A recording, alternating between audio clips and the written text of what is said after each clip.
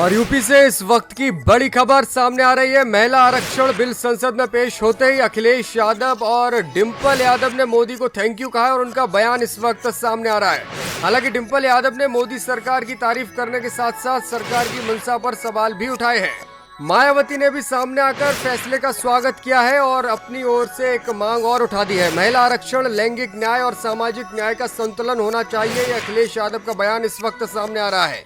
पिछड़े, दलित, अल्पसंख्यक, आदिवासी महिलाओं का आरक्षण निश्चित प्रतिशत रूप में स्पष्ट होना चाहिए, ये अखिलेश यादव ने कहा है। इसके साथ साथ डिंपल यादव जो मैनपुरी से सपा की सांसद है, उनका बयान भी सामने आया है। उन्होंने कहा है कि मैं महिला हूं और इस बिल का समर्थन करती हूं। अंतिम पंक्ति में जो खड़ी महिला है उसको भी उसका हक जरूर मिलना चाहिए, ये डिंपल यादव ने कहा है। इसके साथ ही साथ डिंपल यादव ने ओबीसी महिलाओं को भी आरक्षण मिलने की बात कही है।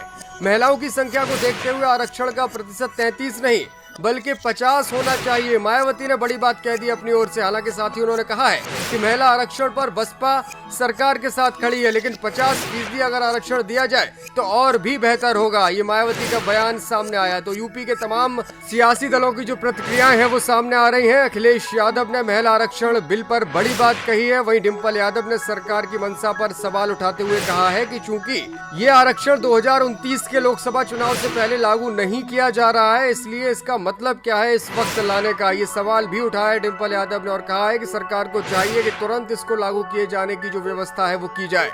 मायावती ने फैसले का स्वागत किया है, लेकिन 50% आरक्षण की मांग भी उठा दी है। अखिलेश यादव ने बड़ा बयान जारी किया और ट्वीट करते हुए लिखा है कि महिला आरक्षण, लैंगिक न्याय और सामाजिक न्याय का संतुलन एक साथ होना चाहिए।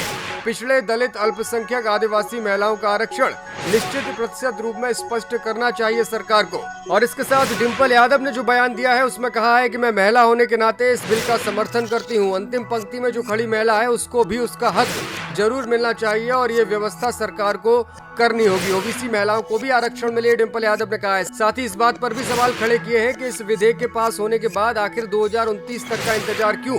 2024 के लोकसभा चुनाव में ही इसको लागू किया जाना चाहिए। वहीं मायावती का बयान सामने आया। मायावती ने कहा है कि महिलाओं की संख्या को देखते हुए आरक्षण का जो प्रतिशत है वो 33 क्यों, इसको तो 50% होना चाहिए था। महिला आरक्षण पर बसपा सरकार के साथ है, लेकिन अगर 50% आरक्षण मिलता तो और भी बेहतर होता, ये मायावती ने कहा है। तो इस वक्त की ये बड़ी अपडेट हम आपको बता रहे थे। जो उत्तर प्रदेश के तमाम नेता हैं उनकी प्रतिक्रिया सामने आ चुकी है। महिला आरक्षण बिल संसद में पेश हो चुका है, इसका पास होना तय है।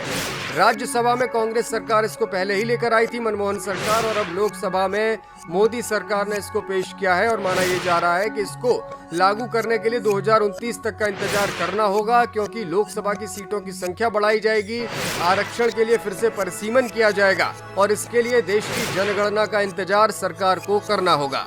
फिलहाल की जो बड़ी अपडेट है वो यही कि उत्तर प्रदेश के तमाम नेताओं ने अपनी प्रतिक्रिया दी है। डिंपल यादव ने मोदी सरकार की तारीफ की है, लेकिन मंशा पर सवाल उठाए हैं। अखिलेश यादव ने तमाम सुझाव दिए हैं और कहा है कि महिला आरक्षण, लैंगिक न्याय और सामाजिक न्याय का संतुलन एक साथ होना चाहिए।